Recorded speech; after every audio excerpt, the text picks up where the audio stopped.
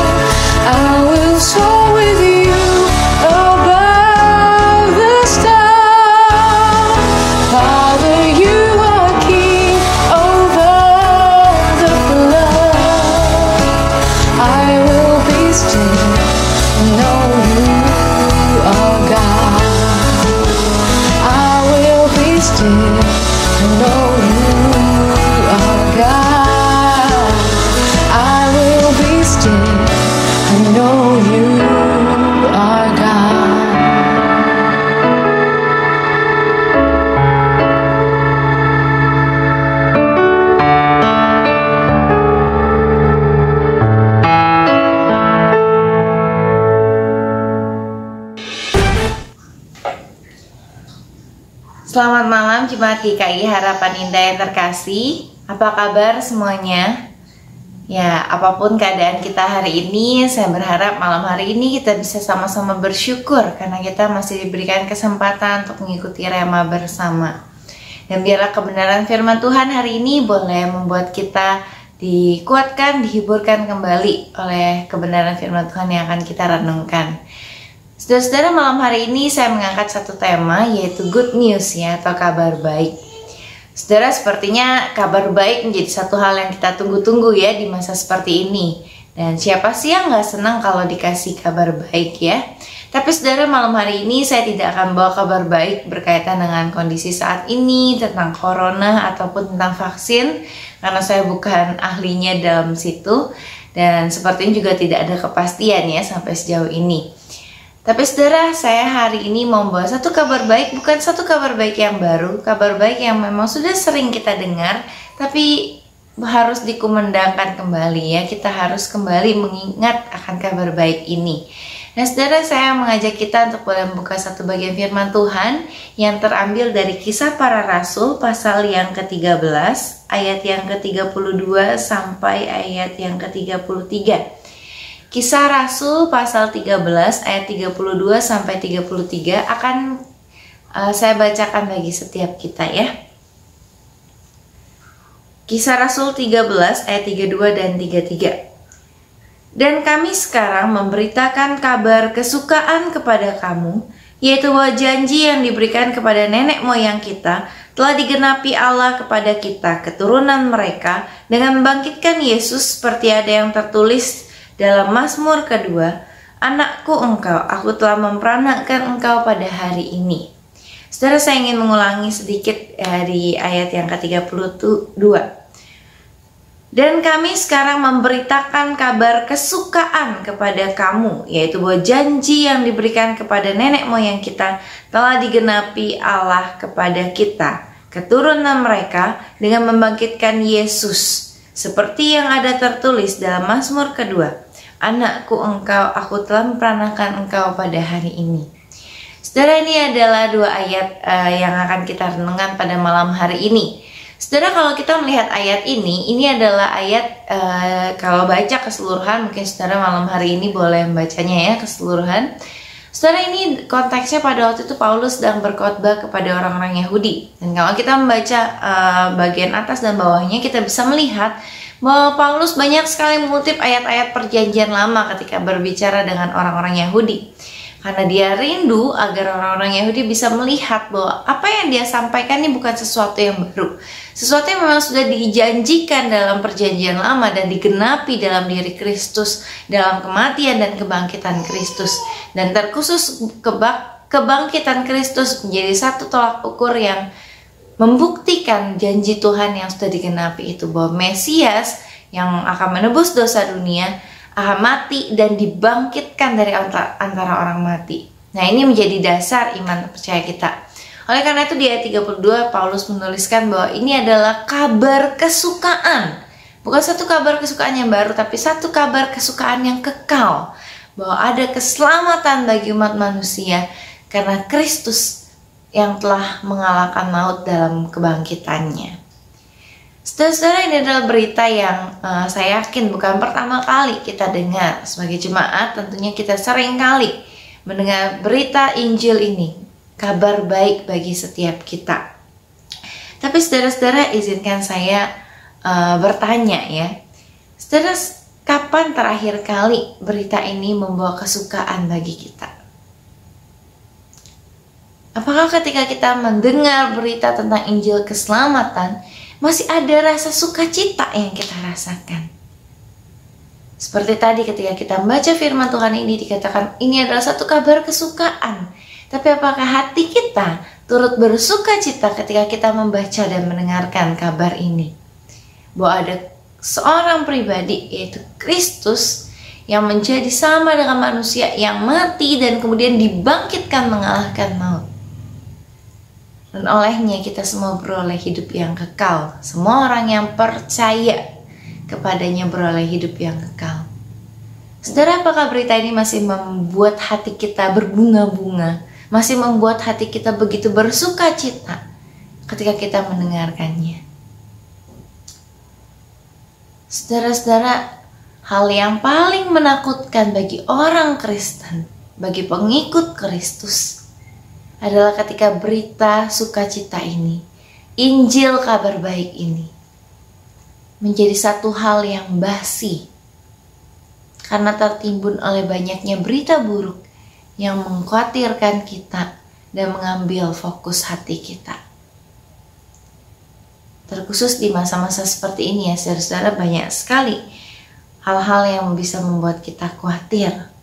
Mungkin ketika kita mendengar ada keluarga kita yang berduka, ada keluarga kita yang positif, ada tetangga depan komplek yang positif, ada mungkin tetangga, ya orang-orang di sekitar kita. Wah, itu membuat hati kita begitu khawatir.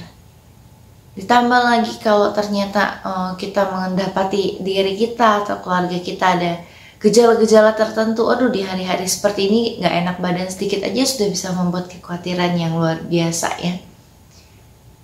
Saudara, ada begitu banyak hal yang bisa membuat kita bergumul, membuat kita ada dalam kekhawatiran. Dan hal-hal tersebut mampu menutup Injil kabar baik itu sehingga membuat hati kita sulit untuk bersukacita.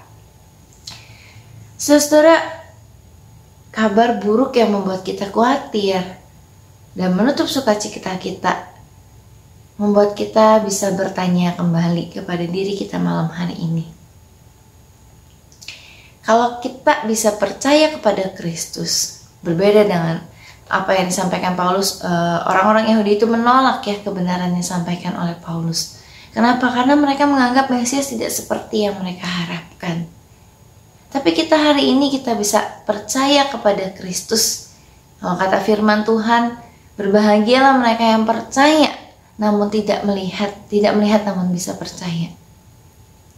Kita adalah orang-orang yang dikatakan berbahagia karena kita punya iman yang mampu untuk percaya kepada Kristus sekalipun kita tidak berjumpa secara fisik, sekalipun kita tidak ada di zaman di mana Yesus hidup, tapi kita bisa punya iman untuk percaya kepadanya.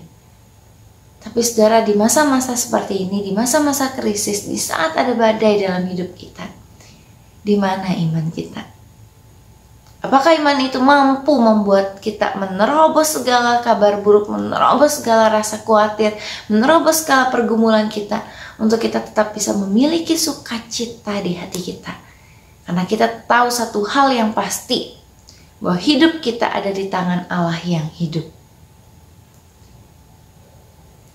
Saudara, Injil ini hari ini diberitakan lagi kepada kita untuk mengingatkan kita bahwa ada kabar baik bagi keselamatan jiwa kita. Mungkin bagi tubuh fisik kita saat ini, bagi keadaan dunia ini, belum ada kepastian. Tapi ada satu kepastian yang tidak akan pernah diambil dalam hidup kita. Bahwa bagi kita yang percaya, bahwa jiwa kita ada jaminannya, keselamatan jiwa kita. Saudara, memang kita hidup di dalam dunia yang segala sesuatunya mementingkan tentang fisik ya, penampilan fisik, kemapanan fisik, lebih banyak hal-hal fisik yang lebih dipandang. Oleh karena itu ya terkadang membuat kita juga banyak fokus pada hal-hal fisik yang ada di dunia ini ya, termasuk di diri kita sendiri ya. Tapi saudara, kadang kita lupa bahwa kita ini juga punya roh, dan yang kekal itu adalah roh kita. Fisik kita ini hanya sementara.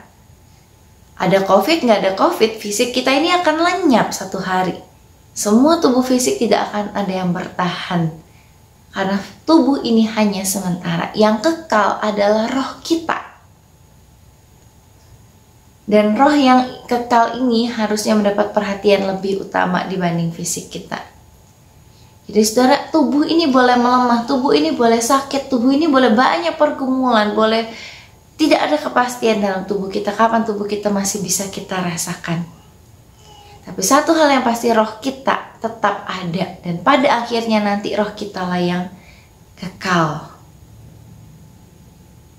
Saudara-saudara, oleh karena itu roh ini harusnya kita lebih mendapatkan memperhatikan kerohanian kita ya dibanding tubuh fisik kita. Segala pergumulan yang hari ini mungkin kita hadapi, semuanya berfokus kepada fisik kita ya, kesehatan, perekonomian, masa depan, tentang fisik kita, apa yang sementara ini. Tapi jangan sampai membuat kita lupa untuk memperhatikan yang rohani, roh kita, kesehatan roh kita. Saudara, seperti kata firman Tuhan dalam Matius 10 ayat 28 ya. Dan janganlah kamu takut kepada mereka yang dapat membunuh tubuh, tetapi yang tidak berkuasa membunuh jiwa. Takutlah terutama kepada Dia yang berkuasa membinasakan baik jiwa maupun tubuh di dalam neraka. Ya saudara, firman Tuhan ini mengingatkan lagi kepada kita bahwa jangan takut kepada sesuatu yang hanya membinasakan tubuh. Jangan terlalu khawatir tentang tubuh kita. Tapi takutlah kepada Dia yang berkuasa membinasakan baik tubuh maupun jiwa kita. Saudara, dari ayat ini kita bisa melihat bahwa Allah berkuasa atas tubuh dan jiwa kita. Kita diingatkan kembali.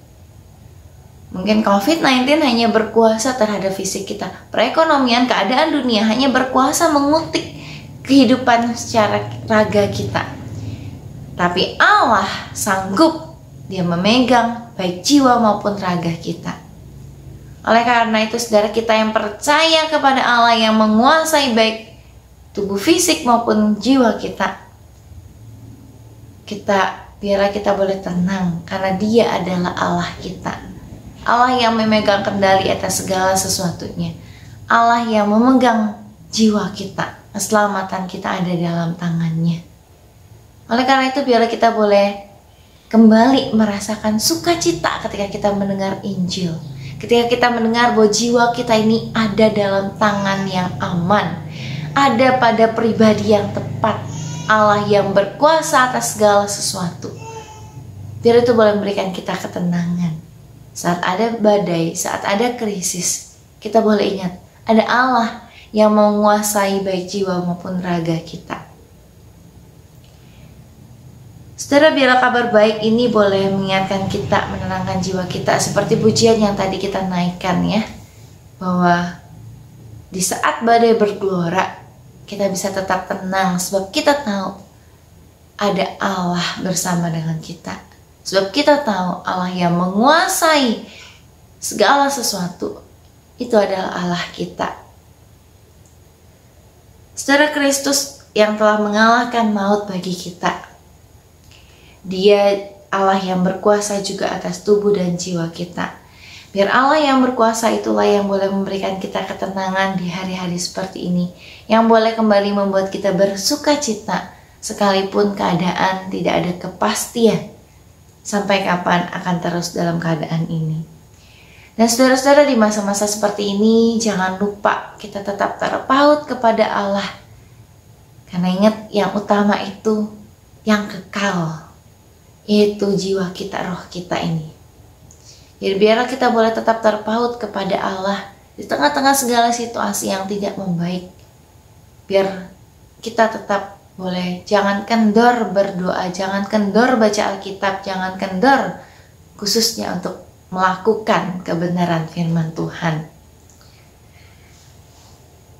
Dan biarlah sebagai penutup saya rindu boleh membacakan satu bagian firman Tuhan dari Roma pasal 15 ayat yang ke-13.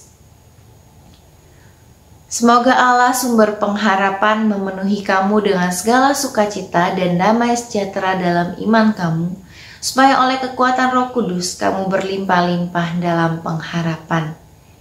Saudara-saudara, saya rindu biar Tuhan saja yang boleh hari ini memberikan kita ketenangan bagi jiwa kita. Mari kita ambil waktu, kita mau berdoa. Saudara, sebelum saya pimpin dalam doa syafaat, saya mengajak kita untuk boleh mengambil waktu secara pribadi untuk boleh bersyukur, hanya bersyukur saja di hadapan Tuhan. Mensyukuri apa yang bisa kita syukuri. Hal-hal kecil yang kita jalani, untuk keluarga yang kita miliki, untuk kesehatan, untuk pekerjaan yang masih kita miliki, apa yang bisa kita syukuri. Bersyukur untuk masa-masa berat yang mungkin kita lalui, kekuatan yang kita miliki, penghiburan yang kita dapatkan, kita syukuri semuanya itu di hadapan Tuhan. Mari kita datang secara pribadi, hanya bersyukur saja. Kita mengingat kembali apa yang bisa kita syukuri di hari-hari ini. Kita naikkan kepada Tuhan doa syukur kita, dan kemudian nanti akan saya sambung dengan doa syafaat. Mari kita masuk dalam doa.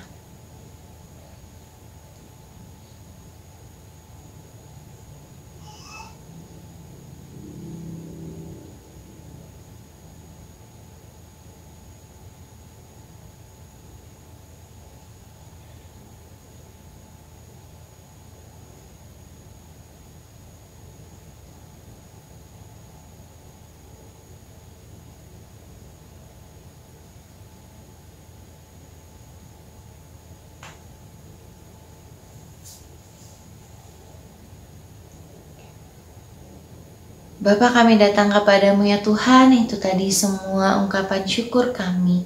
Tuhan, kami tahu keadaan kami mungkin tidak semuanya baik, tapi kami tetap bisa bersyukur karena kami punya Allah yang luar biasa, Allah yang hidup dan memperhatikan hidup kami, Allah yang menguasai baik tubuh maupun jiwa kami.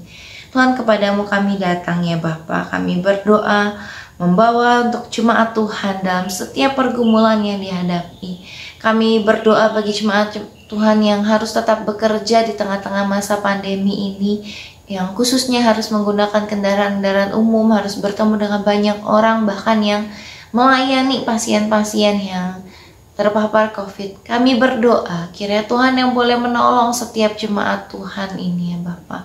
Biar Tuhan boleh lindungi mereka, Tuhan yang boleh juga memberikan mereka ketenangan ketika mereka harus tetap melakukan aktivitas tengah-tengah pandemi ini. Kami juga mau berdoa bagi keluarga Tuhan yang sedang menghadapi kedukaan. Tuhan, kami tahu ada banyak saudara-saudara kami yang kehilangan orang yang dikasihi di masa pandemi ini. Kami berdoa kiranya Tuhan, Engkau Allah yang sumber penghiburan itu boleh datang, boleh menghibur dan menguatkan saudara-saudara kami ya Bapa. Kami juga berdoa kiranya Tuhan juga yang boleh menolong untuk saudara-saudara kami yang bergumul di dalam perekonomian. Di tengah-tengah masa pandemi ini Tuhan, banyak orang yang kehilangan pekerjaan, yang kehilangan mata pencarian utama, yang bergumul tentang masa depan. Kami berdoa kiranya Tuhan Kau Allah yang juga boleh menolong, memberikan jalan keluar, memberikan hikmat untuk boleh bertahan dan mencari pekerjaan yang baru. Kami berdoa biar Tuhan yang boleh menolong. Kami juga berdoa ya Bapa untuk saudara-saudara kami yang juga bergumul dengan keluarga yang sedang relasinya tidak baik, yang ada perang dingin maupun juga yang sedang banyak pergumulan sehingga membuat keretakan di antara anggota keluarga. Kami berdoa Tuhan kiranya kasih Kristus boleh kembali hadir di tengah-tengah keluarga yang ada, agar boleh mempersatukan, menguatkan, menghiburkan dan memulihkan relasi yang retak ya Tuhan. Kami juga berdoa kiranya Tuhan juga boleh menolong untuk anak-anak yang sedang studi di masa pandemi ini, melakukan studi secara virtual. Kami berdoa Tuhan berikan hikmat. Ada banyak yang bergumul ketika harus studi virtual ini, jadi tidak fokus, jadi sulit untuk mengikuti pelajaran. Kami berdoa kiranya Tuhan yang boleh memberikan hikmat agar anak-anak ini boleh mengikuti pelajaran dengan baik. Mereka boleh beradaptasi untuk mengikuti studi secara virtual ini, tetap boleh fokus, diberikan kemampuan belajar yang baik Tuhan. Kami juga berdoa untuk para guru yang mengajar di tengah-tengah masa pandemi ini. Tuhan kiranya juga berikan hikmat agar boleh memberikan materi yang pas, yang boleh juga dimengerti dengan cara yang tepat walaupun secara virtual, boleh memberikan pembelajaran yang efektif. Kami juga berdoa Tuhan untuk uji coba vaksin yang masih terus berlangsung. Kami berdoa biar Tuhan berikan hikmat bagi orang-orang yang terlibat dalam proses pengujian vaksin ini.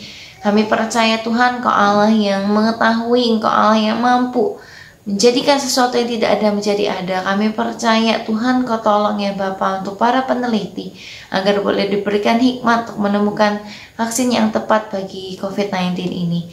Kami juga berdoa kiranya Tuhan sendiri yang boleh menolong untuk perekonomian khususnya di Indonesia yang terus menurun. Kami berdoa Tuhan menyerahkan dalam tangan Tuhan agar pemerintah boleh mengambil tindakan-tindakan yang tepat, agar masyarakat juga boleh bekerja sama untuk boleh membangun pertumbuhan ekonomi di negara kami di tengah-tengah pandemi ini. Kami boleh bekerja sama, bergandeng tangan untuk boleh melalui masa-masa sulit ini bersama-sama. Kami percaya Tuhan Kau Allah yang terus menyertai dari awal sampai akhirnya, Engkau yang memimpin negara ini. Kami percaya Tuhan Kau yang boleh menolong juga agar masyarakat boleh bekerja sama dengan pemerintah, boleh sungguh-sungguh memperhatikan setiap protokol yang ada agar pandemi ini boleh kami lalui dengan baik ya Tuhan. Kami berdoa menyerahkan semuanya ke dalam tangan Tuhan, karena kami percaya kami punya Allah yang hidup, yang mengontrol segala sesuatunya, dan kami menantikan di mana Tuhan boleh melawat umat-Mu ya Bapa. Terima kasih Tuhan, ini setiap doa kami yang kami naikkan di dalam nama Tuhan Yesus Kristus, Juru Selamat kami yang hidup. Amin.